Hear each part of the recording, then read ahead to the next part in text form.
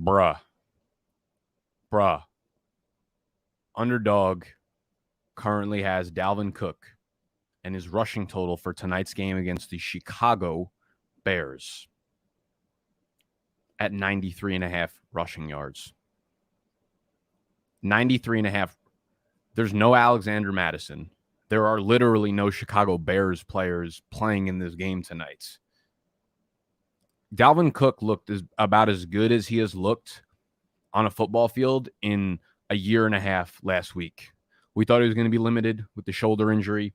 Comes out and it was like he was in a circus, bro. He just got shot out of a fucking cannon. It was beautiful. It was just as a pure football fan, life is better when Dalvin Cook is on the field. And tonight against the Chicago Bears, Dalvin Cook will get no fewer than 27 carries on the ground.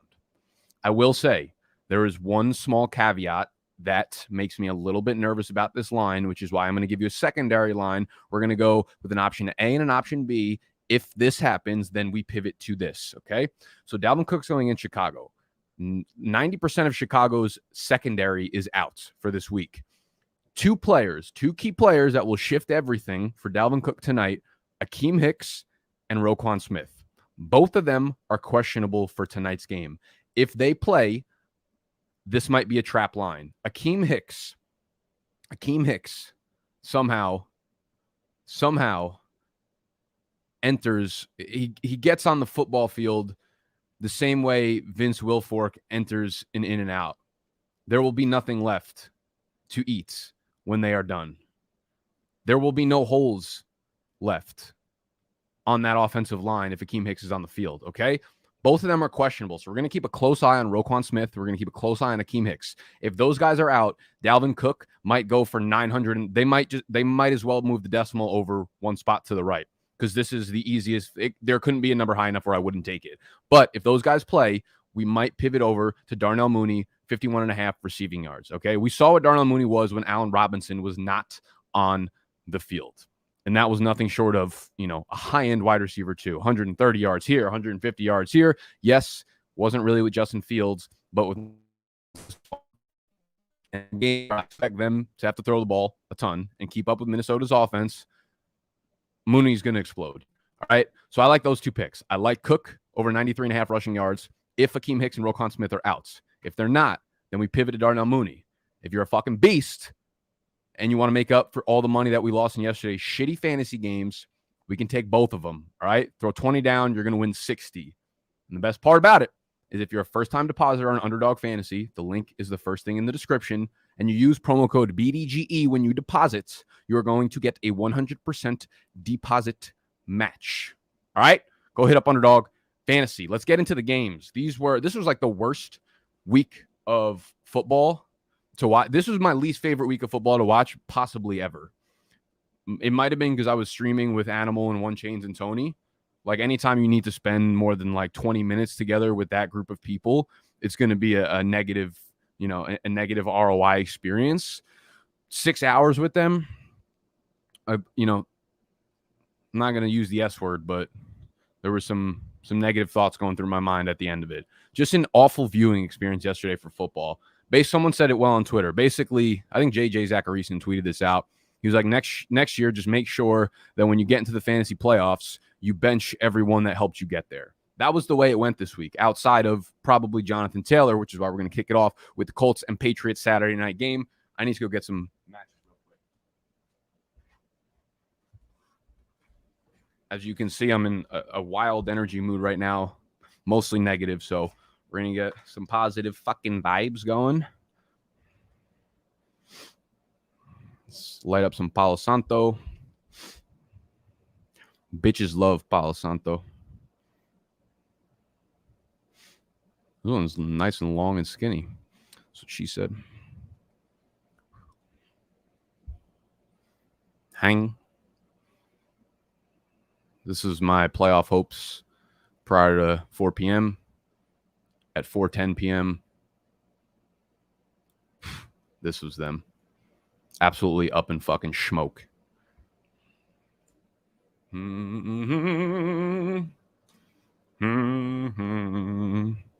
Fuck my life. Fuck Joe Mixon and Cordell Patterson. And who else did I have?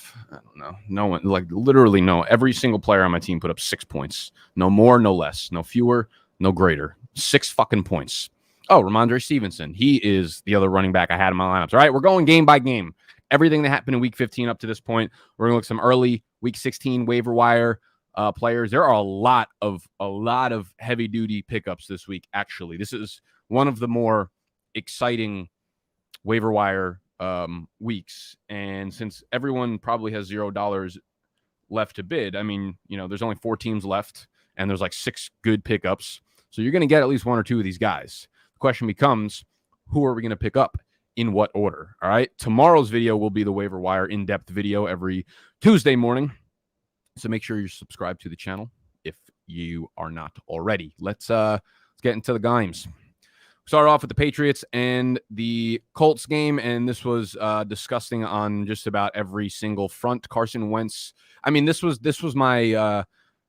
I think I talked about it in some video last week where it was like, if Damian Harris is out, like we feel really good about both running backs. However, one of them is probably going to catch a short end of the stick because both of these teams are very clear in what they want to do with the football, and it's run it and run it and run it and run it, and you know, chew up the clock. So when you have 2 teams trying to do the same thing, like there's going to be no time of possession to be had in favor of like fantasy points here. And the Colts were the ones that came away victorious here.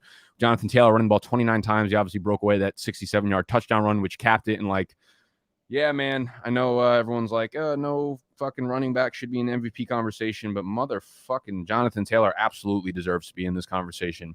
Here's the if they were trotting out Marlon Mack and Naeem Hines every single week, this team would probably be like 3-11 right now, 4-10, 5-9 at best, right? Jonathan Taylor is a whole nother type of species. So Jonathan Taylor, clear RB1, clear RB overall player in Dynasty, in my opinion, right now. He's the one I want on my team, regardless of fucking format. Just so good. On the flip side of things, super disappointing from Ramondre Stevenson. It's just like, it's similar to the Cincinnati situation where it's like you have Joe Mixon, and you know he's a stellar athlete, but for one reason or another, you're like a fucking robot, and you have this need to just pigeonhole some player into the Gio Bernard role, some player into the James White role, even though they're like not that good as pass catchers. They're just players, but you need to have a separate guy.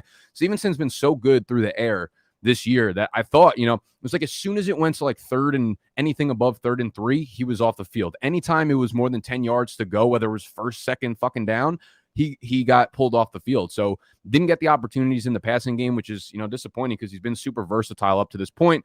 Probably expect Harris back for this next game because he was limited at practice all season. I mean, all week.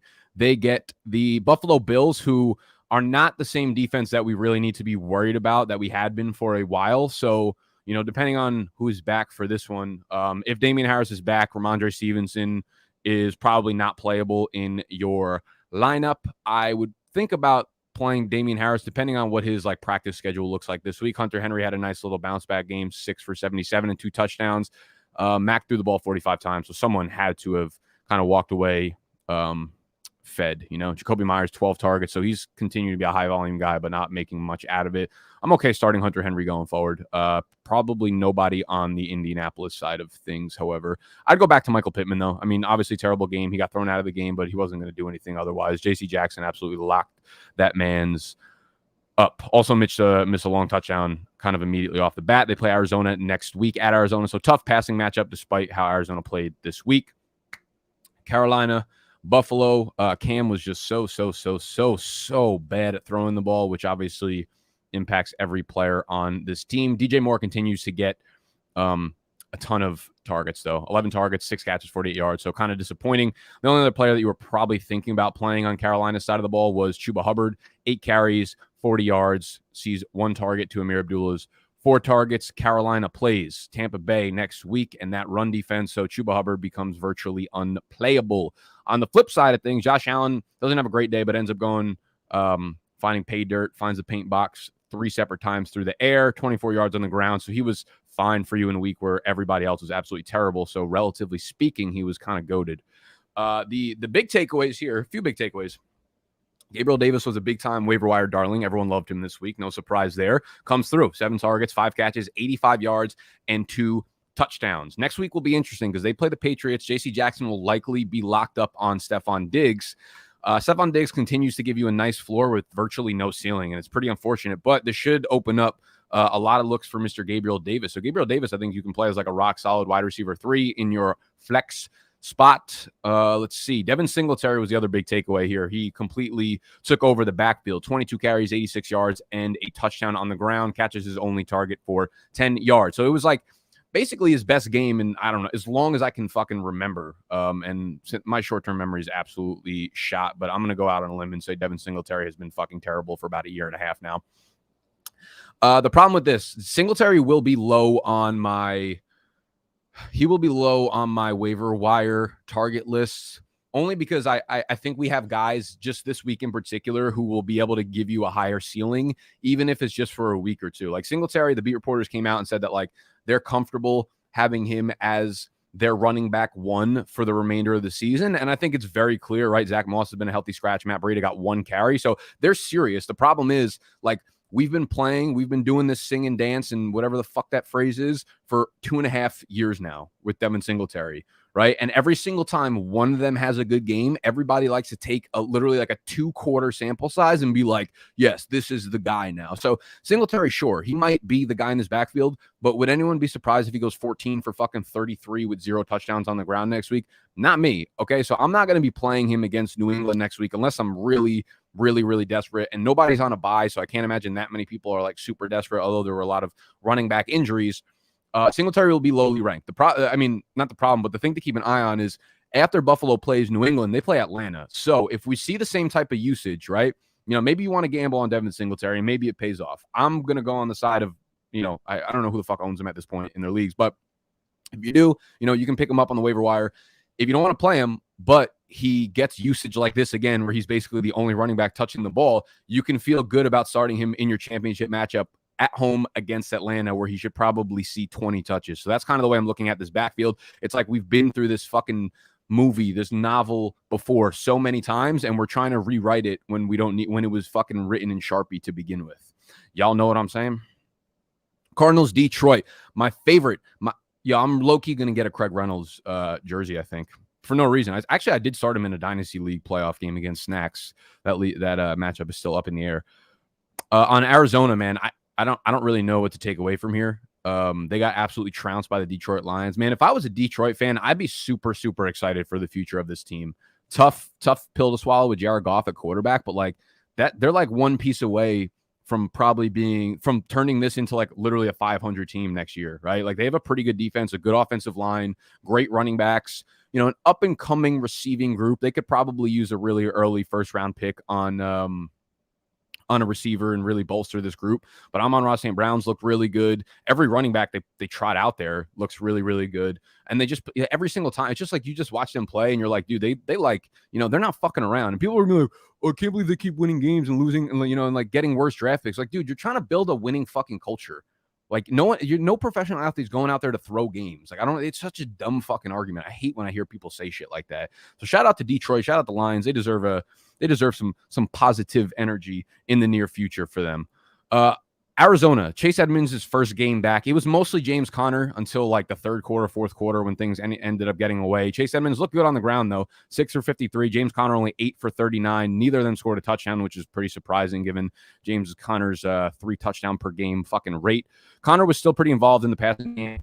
Caught the 2 targets for 31 yards, but Chase Edmonds only got a single target. I think it was just kind of a weird, wacky game where it's like we never really got to see what the game plan was for Arizona, so it's still tough to decipher like what to do with this backfield. Although Christian Kirk, I feel like he was a pretty easy start this week. I think I had him at like wide receiver 26 or something.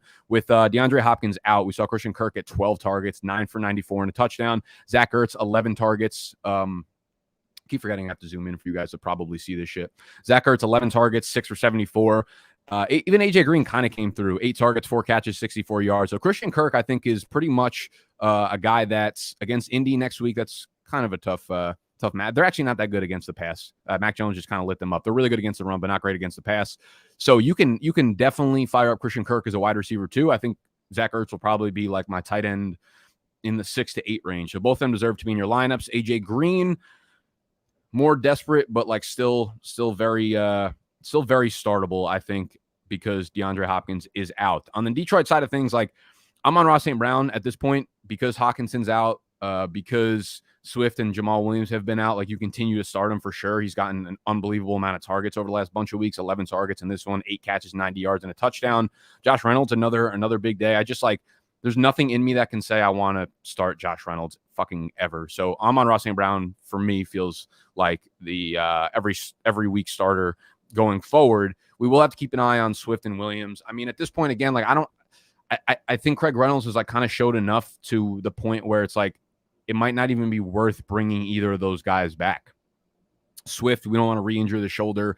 Jamal Williams, kind of like, pointless and redundant to the skill set here. But Craig Reynolds has looked fucking fantastic, man. For him to get 26 carries in this game, 112 rushing yards, would like to see him more involved in the passing game, but, what the fuck are you going to do? Godwin Egwabuki, whatever you say his name, did lose a fumble in this one, so maybe they go towards Craig Reynolds a little bit more in the passing game. Let's see. They play Atlanta next week and then Seattle, so it's like, I've been saying this for a couple of weeks. I think that Craig Reynolds is going to be more involved in fantasy than most people are giving him credit for, right? When Schefter came out and said that he liked him, and then he said it's the same feeling he got with Craig Reynolds in week 1 when he said the same thing about Elijah Mitchell in San Francisco. And like, we're really seeing this come to fruition. So Craig Reynolds, again, if he's still on your waiver wire, needs to be a priority ad, because I don't know if they're going to rush Swift or Jamal Williams back.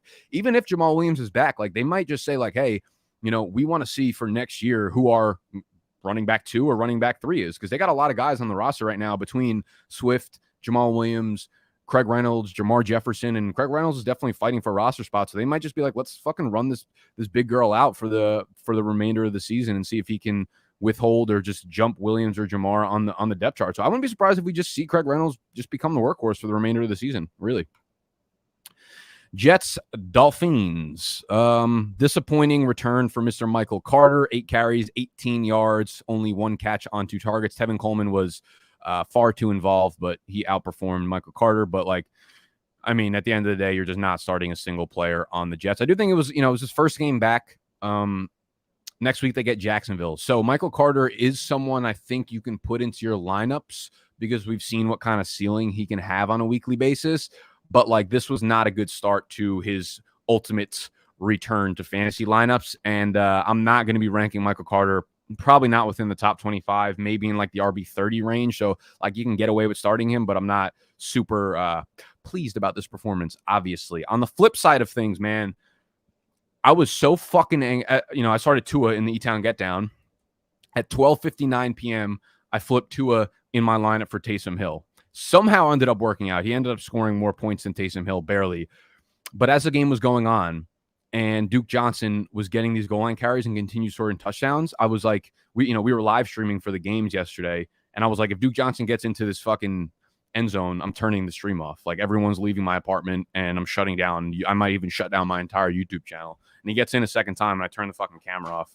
Lucky for y'all, the wires were still connected. But Myles Gaskin, I think this is kind of a key takeaway here. Here's what I want to throw out on a fucking human level, right? All of these players are testing positive for COVID, okay? And we're seeing this happen frequently where a player tests positive and his first game back from COVID, he does not, play that much. He does not get a big workload. Like Duke Johnson, 22 for 107, 2 touchdowns, catches his only target for 20 yards. But Myles Gaskin, clear backseat here. 10 carries, 54 yards, didn't get a single target. That was like his bread and butter over here, right? Catching passes. Now, I think this needs to be used as a tiebreaker at the minimum going forward. If a player had COVID and he does miss, more than one game, or if he misses a game, which is, 2 weeks or whatever, and he's having symptoms, I don't know how many of y'all have had COVID, right? But you can use a personal anecdote here. I had COVID and it made me really, really sick for like 3 to 4 days. I wasn't right physically, probably for like a month after that, right? Like physically, a lot of these players are pushing themselves as soon as they get that negative test to get back onto the roster. So Gaskin knows he could lose his job in a second. Like, he doesn't have high draft capital, pedigree, or whatever. They might draft someone in the offseason. They might keep Duke Johnson now, right? These guys, a lot of them who have experienced symptoms are likely experiencing symptoms once they also get back onto the field and a week or two into the future, if not more as well. Like, from someone who had it and experienced it, It was fucking intense for a long time. So if we know that a player is experiencing the symptoms, he tested positive, and then 2 weeks later, he's back on the active roster, there's a good chance he's still dealing with that shit, and he's not able to perform as physically as well as he was in the beginning of the year, that he's not able to take as much of a workload as he normally had been. So I think we just need to keep a super, super conscious mindset of that as all of these players continue to test positive. So if a player comes back in like 4 or 5 days, he probably didn't have any symptoms and he's probably good to go. But if we know a player had symptoms and he's out for a week or 2 weeks, there's a really good chance that first game back, he's going to be dealing with this shit still. And I think this was like case in point number one, and it happened. Now, Duke Johnson, he's a guy that, like, man, this puts it in a super tough situation. But this was who Duke Johnson was at the University of Miami, right? Maybe he was just like getting back to his fucking ways back in Miami, dude. Like maybe they gave him this workhorse role and he just felt the energy from being back in Florida. He's the University of Miami's all-time leading rusher. There were some good fucking running backs that came out of Miami, man. Clinton Porter, like these guys were legit, and he topped all of them. He had just never been given a chance to show what he was really about at the NFL level on a workhorse level. Let me put this screen back up for y'all. And he blasted off, man. He looked good doing it too. So I'm not going to be surprised if he ends up taking over the workhorse role here. They play the Saints, and then they play 2 road games now at New Orleans, at Tennessee. 2 very, very, very tough run defenses. Okay. So the problem with Duke now is, do we have a committee between him and Myles Gaskin going forward? And even if it's not a committee, can we get any sort of effective play from Duke Johnson at New Orleans, at Tennessee? I mean, listen, this was against the fucking Jets. It was against the Jets. Him and Gaskin combined for 160 rushing yards by themselves on the ground, over 5 yards per carry combined. This was not unpredictable by any fucking stretch of the imagination, okay? So I think that is like the hesitancy I have towards a guy like Duke Johnson, and there's still other running backs I would probably rather pick up off the waiver wire, which we will get to eventually. Devonte Parker did his thing as typical, 4 for 68 and a touchdown with Jalen Waddle out. Jalen Waddle is bike next week. I will downgrade Parker. I think they're like one of the receiving groups I look at as like a committee. It really depends on who is playing the game, because if Waddle's out, we know Parker's going to hit. If Parker's out, we know Waddle's going to hit. And Gesicki got 8 targets, didn't do much with them, but par for the course here. Cowboys, Giants.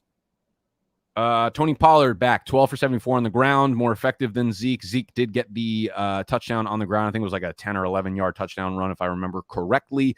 But kind of a disappointing performance from basically everybody else. CeeDee Lamb, 6 for 50. Michael Gallup, 3 for 32. And Amari Cooper absolutely disappears. 5 targets, 2 catches, 8 yards. And it begs the question, what do we do now? It's kind of just like an all-around downgrade for all of these skill players.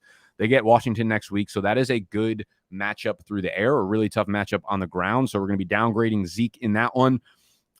I still think you look at CeeDee Lamb as a top 10, top 12 receiver. I think Amari Cooper probably falls into that wide receiver 3-ish range. Same thing with Michael Gallup. I would rather start Cooper because I think he's a better wide receiver, but like it's tough to trust either of these guys. As far as the running backs, I still think you continue to start Zeke over Pollard, but Pollard is startable. He was using this one. 15 touches is, pretty fucking good for a backup running back.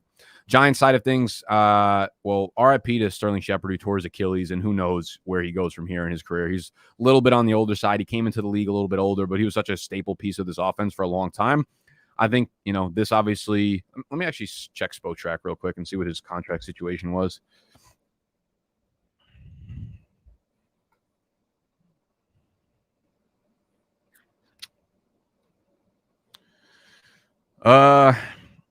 Okay, so he signed a big deal, 4 years, $41 million, locks him in through 2023, but they do have an out in the contract after this year. They would still eat $8 million in dead cap, but they would save $5 million from doing it. Might be their best bet, because I'm not really sure how an injury settlement works, to be honest with you, but torn Achilles in week 15, probably not going to be ready for the beginning of the season, might end up on the PUP list, so maybe that doesn't actually take up a roster spot. I don't know. 50-50 chance that he ends up on the roster next year, which means Kadarius Toney's spot has kind of opened up enormously. I already know that Kadarius Toney is going to be one of my most rostered players in 2022 fantasy football.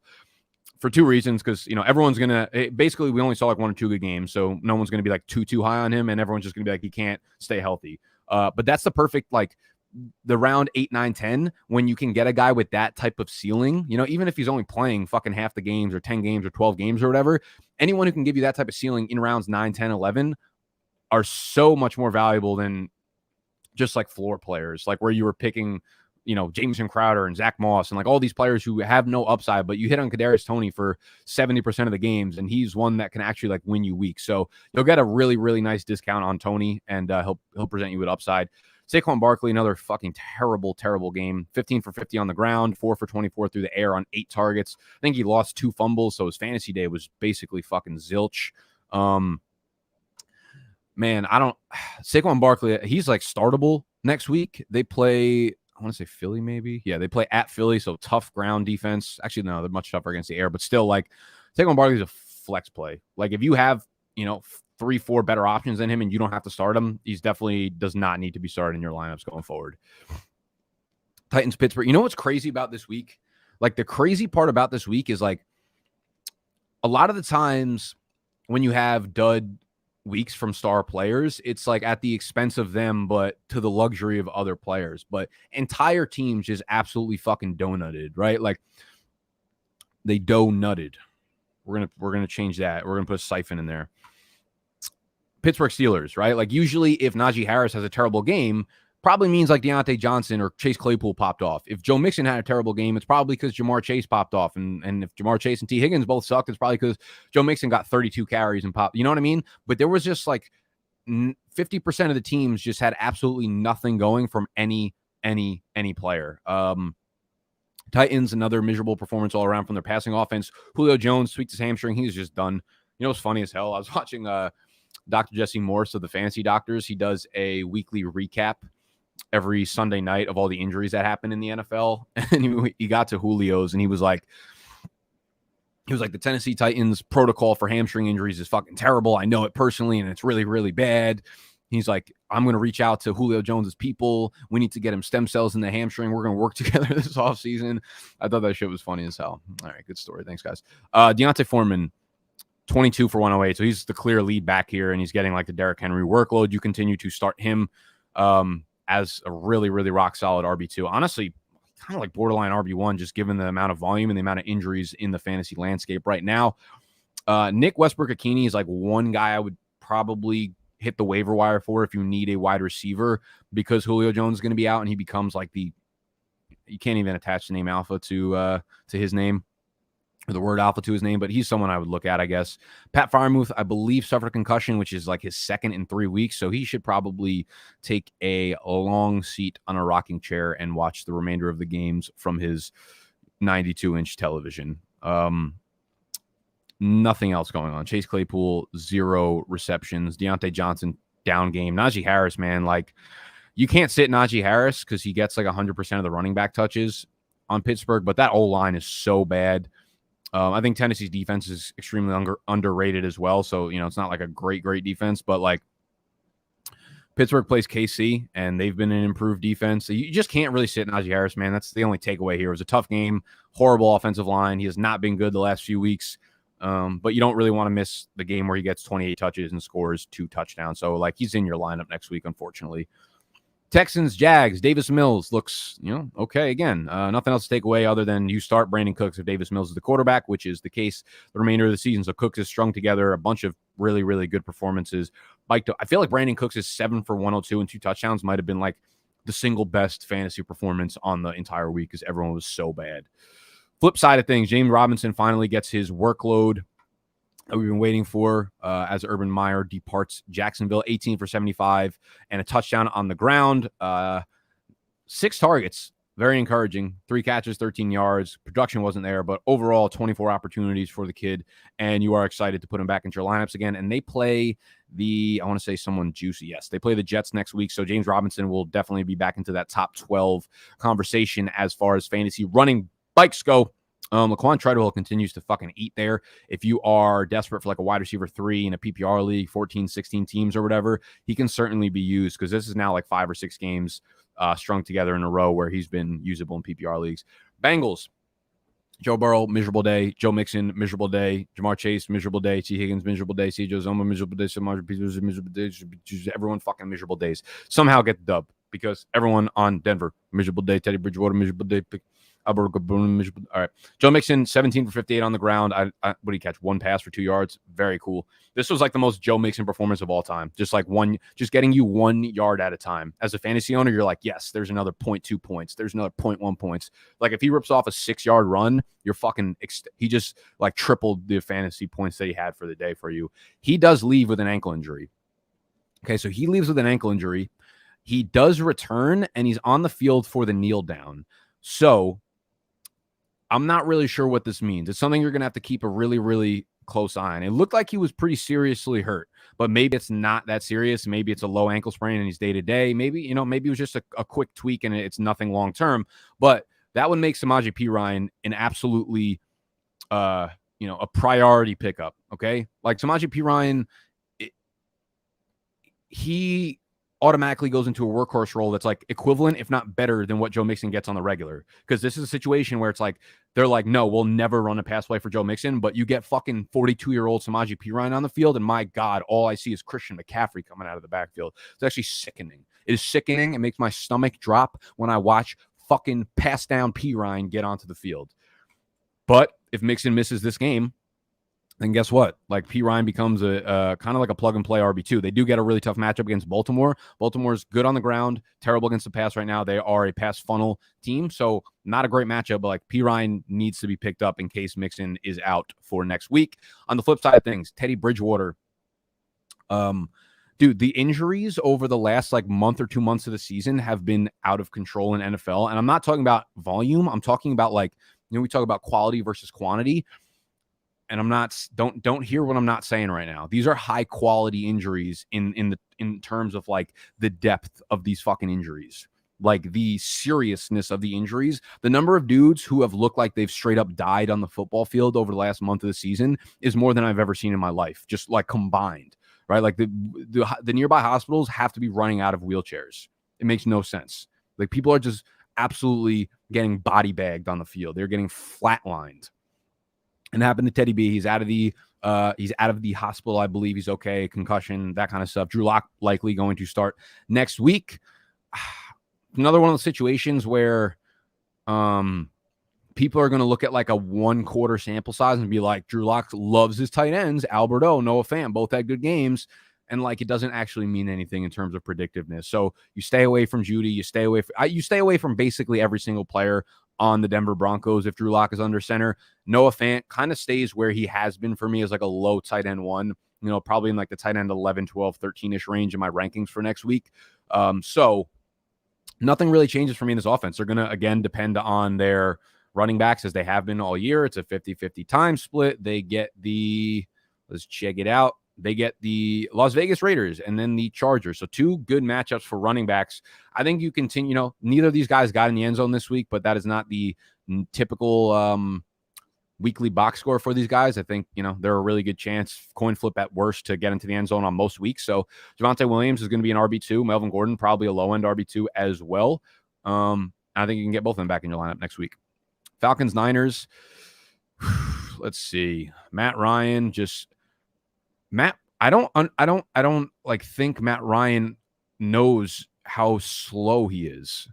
This dude tries to escape the pocket and he's like, his stomach is he just drank an entire cup of lean. Like he's straight codeined up. Purple drink is like running through his pores when he tries to escape the pocket. And he doesn't know that because he does it every time. It's unbelievable. It's like the most frustrating fucking thing I've ever seen in my life as a Falcons fan. But lo and behold, here we are. And Cordell Patterson gets absolutely, when that first initial 1-yard touchdown run that he had got called back, the energy just got absolutely zapped out of my brain. That was it. I was like, I know everything is going downhill immediately.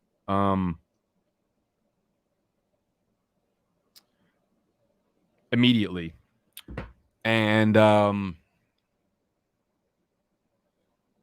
And I was correct. 11 for 18 on the ground. Again, just no involvement in the passing game for whatever reason. 2 targets, 5 yards on 2 catches. Russell Gage, though, continues to come through, man. 8 for 91 on 11 targets and a tugger. He looked fucking great. He was literally mossing people.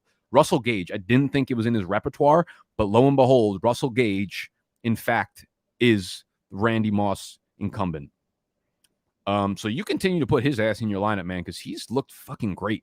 They play Detroit next week, and at Buffalo's tough matchup, but we'll cross that bridge when we get there. Kyle Pitts ends up with some garbage time plays, 4 for 77. So it seems like that's kind of like the weekly thing for him. It's just like not that good, and then gets like 1 or 2 big plays at the end of the game where he pads his stats. On the flip side, it was, Jeff Wilson was a guy that I said was a good start this week. He had 2 disappointing games in a row, but against the Atlanta Falcons, like this game was never in doubt, and they were going to just run. Jimmy G throws the ball 23 times compared to 32 rushes for the team. Deebo Samuel continues to be a running back, 6 for 29 and a touchdown on the ground. This time, he actually catches 4 passes for 60 yards. George Kittle continues to be the absolute fucking GOAT. But yeah, Jeff Wilson, 21 carries, 110 yards, and a touchdown on the ground. 2 targets, 2 catches, 9 yards.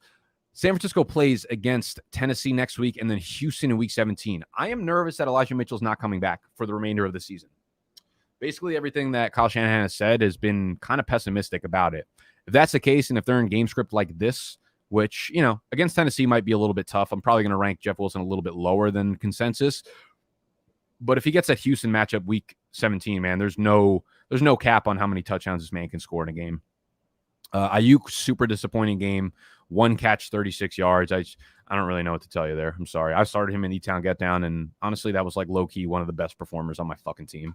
Pathetic. Packers Ravens. This is a fun game. This is a really fun game. Rodgers looks dynamite, 268 and 3 touchdowns. Marquez Valdes-Scantling looked awesome, which we should have seen coming because he has 2 great games, and then as soon as he has a shit game, everyone gets off him, including myself, and then he has a baller fucking game. 5 for 98 and a touchdown. Looked really, really good. Devontae Adams shut down a little bit because they just kept double teaming him, but 6 for 44 and a touchdown was fine. No one else was really playable on this team. Backfield, Aaron Jones, 13 for 58 on the ground. A.J. Dillon, only 7 carries, 22 yards, but does get the goal line score early on. Aaron Jones does get in via the air, though. 2 catches, 12 yards, and a touchdown. I think we kind of know exactly what this backfield is at this point, and it's a time split. You'd rather start Aaron Jones. Of course, they play Cleveland and Minnesota, so, 2 matchups that are probably above average, a little bit tougher for running backs, but, you're starting Aaron Jones. A.J. Dillon is a little bit more skeptical to get into your lineups. But if you're desperate, he can be a flex play for you. On the flip side of things, Tyler Huntley looked fucking good, man. I hope he gets a shot somewhere to play a little QB, play a little ball, throw a pigskin around next year. He really just looked like Lamar Jackson out there, man. 215 yards through the air, 2 touchdowns on the ground, though. 13 carries, 73 yards, 2 touchdowns. So he comes away, I believe he's got to be the number 1 scoring fantasy quarterback on the week, if not the whole overall number 1 scoring player. What was it, week 15? 38 points. Let's go to 36 points, by far and away the top quarterback. No one even came close to scoring more points than him. Travis Kelce actually was super close. If you do tight end premium, then you're probably looking at something that's actually very, very close. Okay. But Tyler Huntley, man, he was a base. Continues to lock on to Mark Andrews. Marquis Brown really didn't do shit. They just kept dumping, when they were down in garbage time, fourth quarter, he just kept getting 2-yard dump off after 2-yard dump off after 2-yard dump off. So you start Mark Andrews, obviously, every single week.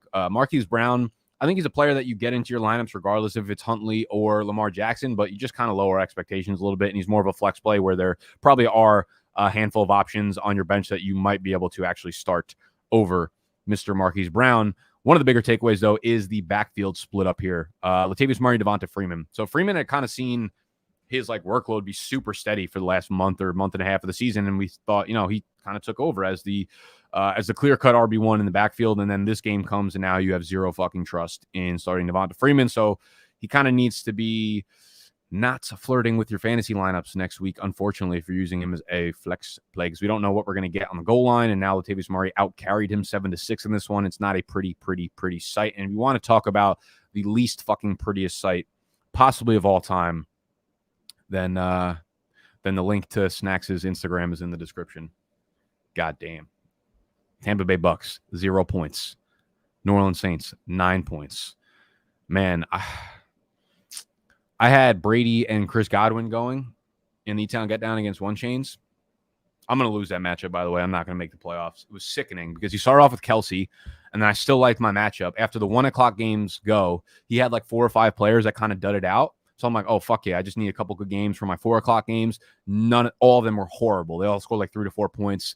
Then the Sunday night game comes, and I need like a big game from Brady. Godwin, y'all know the rest. And it's so unfortunate because Godwin looked like he was on pace for another like 17 catch game.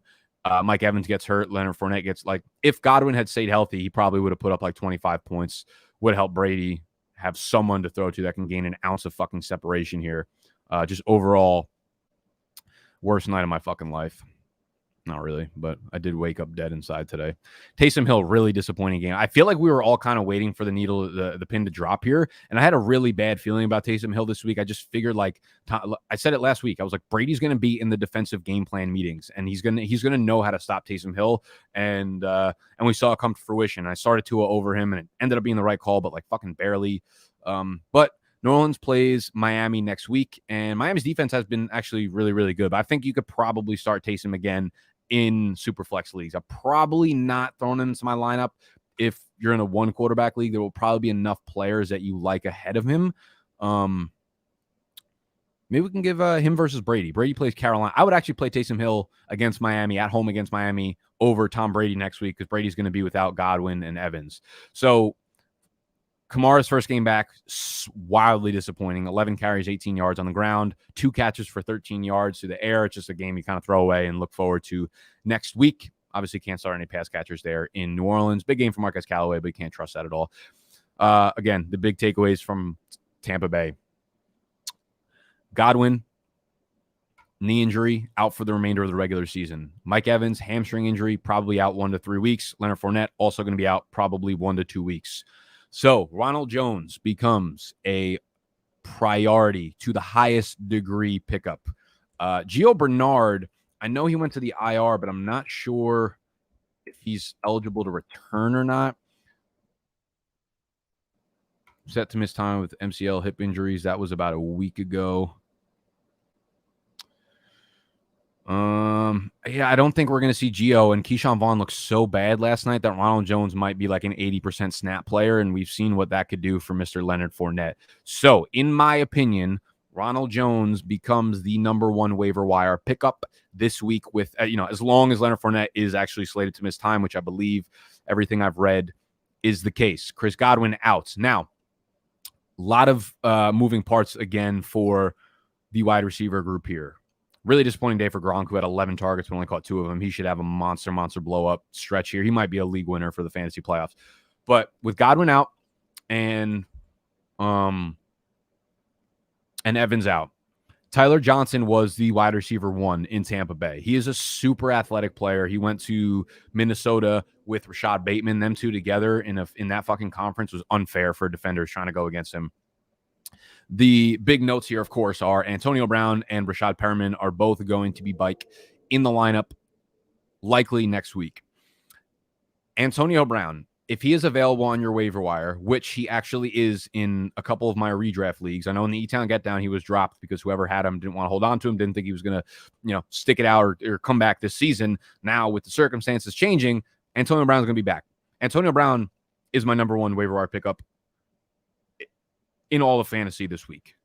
Antonio Brown over Ronald Jones for me is something I would do. Maybe if it's just a standard league, I would go Rojo, but my top 2 pickups are going to be on the Tampa Bay Buccaneers for right now, barring any like other news that we hear over the next, couple hours, couple days, whatever.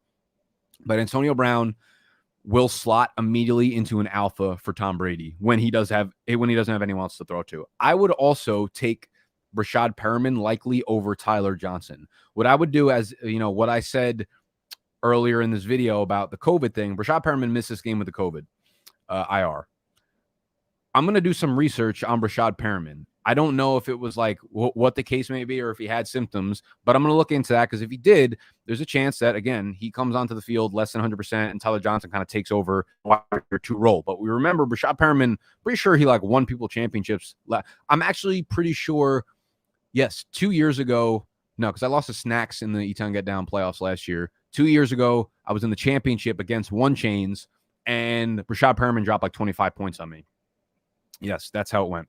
Rashad Perriman might be a very big part of this offense.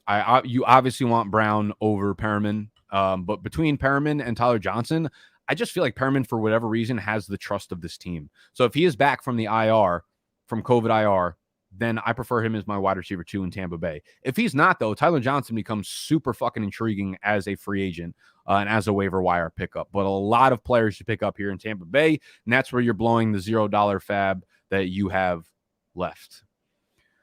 Woo! Okay. That'll wrap it up. For some reason, I thought that was going to be shorter because there weren't as many games, and I realized there was no bye weeks. So all the games, even being on Thursday, Saturday, moved to Monday and Tuesday, didn't actually make a motherfucking difference. All right, let me see what I'm doing over here. Let's fuck around with the Chizzy chat for a bit. I picked up Rojo earlier this week when Lenny was supposed to. Yes, that's a great fucking move. I think I said to do that on one of my videos, and I tried to do it in E-Town Get Down, but the animal actually beat me to it. It didn't matter because neither of us are making the fucking playoffs. Tough scene. So, whoa, is that true? Eckler just got put in COVID.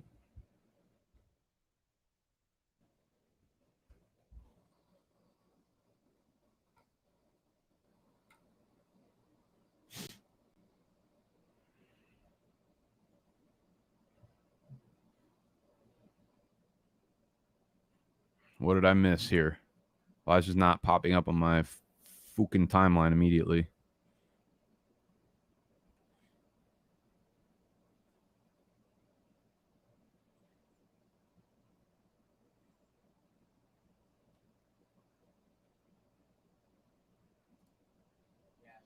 Oh, Joey Bosa, Austin Eckler, and Corey Linsley on the COVID list. They play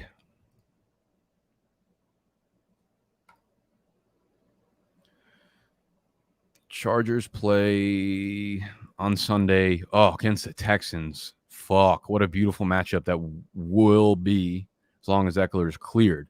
If Eckler is not cleared, I think we all like Justin Jackson more than we like Joshua Kelly. He's a better running back. Showed it last week. Got more touches. Actually got more touches than Austin Eckler. 13 for 86 on the ground. Only saw one target, but Josh Kelly didn't see any. So Justin Jackson becomes the play there. That's big time news.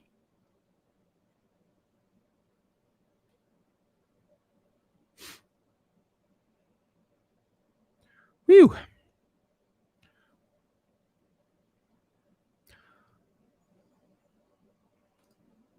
All right, big homies. That's going to wrap it up for this week's recap video. I will be dropping tomorrow's waiver wire video, as always, 5 a.m. Eastern time, bright and freaking early. So bring your Paulo sticks, bring your coffee, bring your Adderall, bring whatever you need to do to wake up and live this shitty life. Because we'll be there. So subscribe to the channel if you're new, and make sure you go hit Underdog. All right, keep a close eye on Akeem Hicks and Roquan Smith, because we are nailing this prop if they are out. All right? And if not, then we hit Mooney over 51.5 receiving yards. Promo code BDGE when you're a first-time depositor. Link first in the description. I love y'all. I'm out. Hit the thumbs up button if you enjoyed.